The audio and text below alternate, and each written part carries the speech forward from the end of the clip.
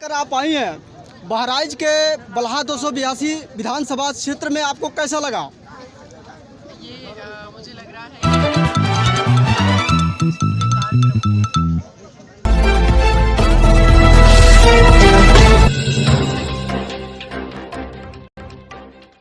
प्रभात, जय भीम, नमो बुद्धाय। आप देख रहे हैं बहुजन इंडिया 24 न्यूज। अब खबर विस्तार से। उत्तर प्रदेश और समस्त भारत की ताजा तरीन खबर देखने के लिए हमारे साथ बने रहिए। आइए देखते हैं पूरी। कर आप आई हैं बहराइच के बलहा 282 विधानसभा क्षेत्र में, आपको कैसा लगा? ये मुझे लग रहा है कि आप लोग पहले से ही कवर कर रहे हैं इस पूरे कार्यक्रम को। ये मेरा परिवार है यहाँ पर बलहा, क्योंकि लोग यहाँ पर सुबह 11 बजे से बैठ कर के 1 बजे से बैठ के हमारा इंतज़ार कर रहे हैं, लेकिन लोग डटे हुए हैं, यहाँ से गए नहीं। और जिस तरीके से मुझे यहाँ पर प्यार और सम्मान मिला वो मेरे पास शब्द नहीं है, मैं कैसे बयां करूँ। तो मुझे बहुत ही अच्छा लगा यहाँ आकर। 2022 में विधानसभा का चुनाव होने वाला है। जादू क्या रहेगा बहन जी का? बहन जी कभी जादू नहीं करती हैं, बहन जी हकीकत में काम करती हैं, क्योंकि जादू जो है वो भ्रम पैदा करता है, होती सच कुछ और है, दिखाता कुछ और है। लेकिन बहन जी हकीकत में विश्वास रखती हैं, इसीलिए पूरी तरीके से मुझे विश्वास है। जिस तरीके से मैं ग्रास रूट लेवल पे काम कर रही हूँ, मैं कोशिश कर रही हूँ, ज़्यादातर विधानसभा में पहुँच रही हूँ, ज़्यादातर जिलों में पहुँच रही हूँ, मैं देख रही हूँ हमारे कार्यकर्ताओं में, लोगों में बहुत ज़्यादा एक्साइटमेंट है। और हकीकत ये है कि हमारी सरकार बन रही है और बहन जी 5वीं बार मुख्यमंत्री बन रही है। मैडम एक बात और है जी, अभी सुनने में आ रहा है कि योगी जी कह रहे हैं कि अभी हमको योगी बाबा कहा जा रहा है, 10 मार्च के बाद मुझे बुलडोजर बाबा कहा जाएगा। इसमें क्या कहना आपका? उनकी गलत फहमी है ये।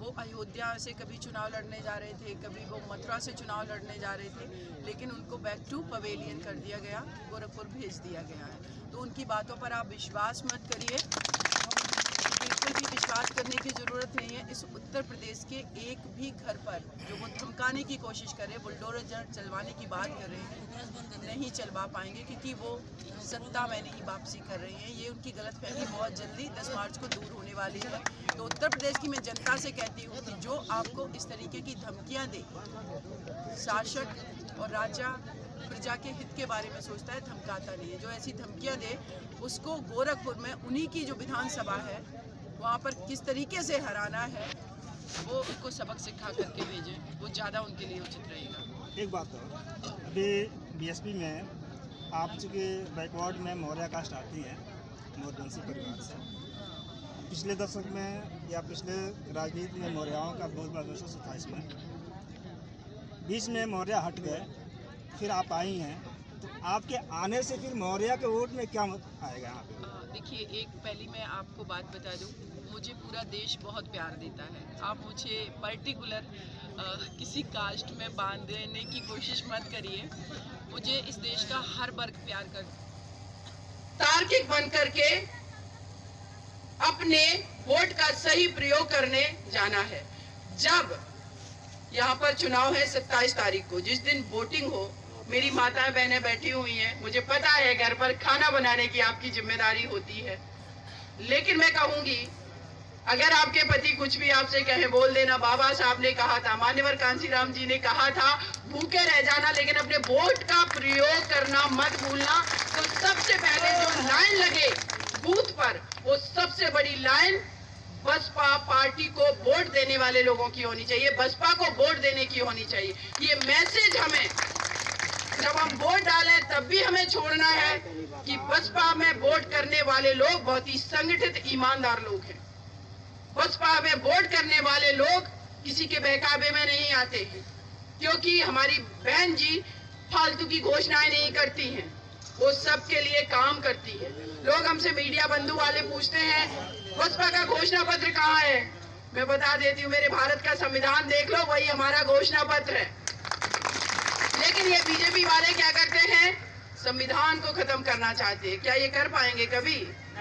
मैं ग्राउंड पर जा रही हूँ, हमारे देश का एक एक युवा जागरूक हो रहा है, चाहे वो किसी भी वर्ग का हो।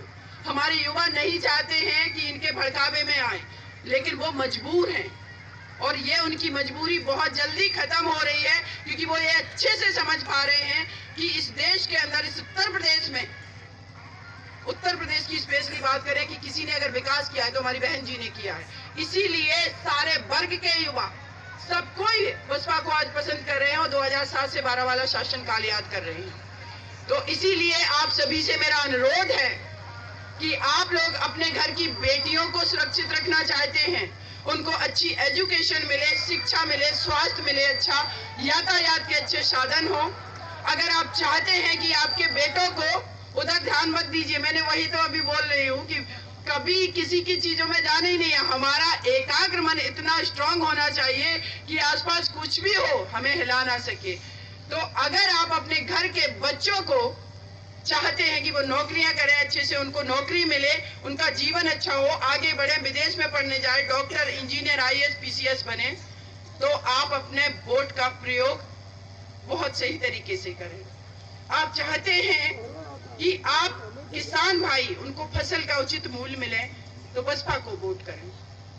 आप अगर चाहते हैं, अभी जब मैं आ रही थी मैंने देखा रोड पर इन लोगों को चुना जाएगा, इस तरीके के लोग विधानसभा में पहुंचेंगे, इस तरीके के लोग हमारा आपका प्रतिनिधित्व करेंगे। इनको उखाड़ फेंकना है, इनके लिए एक भी वोट नहीं देना। ये लोग बात करते हैं 20-80 की, मैं कहती हूँ कौन 20 और कौन 80। संविधान सबको इक्वल अधिकार देता है। हमारे जो संविधान की प्रेमबल है, हम भारत के लोग, यहाँ से शुरुआत होती है, जिसका उद्देश्य, जब हम कोई दस्तावेज लिखते हैं तो उसका हम स्टार्टिंग में लिखते हैं कि इसका पर्पज क्या है, इसका उद्देश्य क्या है, इसको हम बना क्यों रहे हैं और कौन लोग बना रहा है। तो उस संविधान में जो पहला शब्द है वो है हम भारत के लोग। हम भारत के लोगों में हिंदू, मुस्लिम, सिख, ईसाई, पारसी, बौद्ध, हर कोई शामिल है। और ये सत्ताधीन पार्टी ये डिसाइड नहीं करेगी कि हम 20 और 80 की बात करेंगे। इनको सबक सिखाना है, इनको शासन सत्ता से बेदखल कर देना है, तब इनको ये मैसेज जाएगा कि ये देश, ये उत्तर प्रदेश की जनता जाग चुकी है। आपकी सांप्रदायिक उन्माद फैलाने वाली बातों में ये विश्वास करने वाले लोग नहीं है। इसीलिए मैं आप लोगों से कह रही हूँ, अनुरोध कर रही हूँ, मैं ग्राउंड पे जा रही हूँ, आप लोग विश्वास रखिए, हमारी बहन जी 5वीं बार मुख्यमंत्री बन रही हैं। कुछ मीडिया हाउसेस ओपिनियन पोल में कुछ भी दिखाते रहे, 2007 में भी तो दिखाया ही था। हमारे चाचा ताऊ, बड़े लोग, बड़े बुजुर्ग लोग बैठे हुए हैं कि बसपा की मुश्किल से 2007 में जब चुनाव हुए कि 30-35 सीट आएंगी, लेकिन जब वोट खुला तो हमारी पार्टी सत्ता में फुल बहुमत में आई और बहन जी 4 बार मुख्यमंत्री बनी, 4थी बार। वैसा ही इस बार होने वाला है, लेकिन बहन जी तब वहां मुख्यमंत्री बनेंगी जब आपके अपने बीच में जो प्रत्याशी हैं, आपके भाई हैं, आपके बेटे हैं, श्री डॉक्टर RC प्रसाद जी, इनको आप भारी से भारी मतों से जिता करके भेजें। इवन मैं ये कहूंगी कि अगर आज आप इस बेटी का, इस अपनी बेटी बहन का यहाँ सम्मान कर रहे हैं, मान रख रहे हैं जितना, इसकी बात एक बार आप मान लीजिए। मैं दावे के साथ कहती हूँ, यहाँ से, इस विधानसभा से अन्य पार्टियों के प्रत्याशियों की जमानत जब्त करवा दीजिए।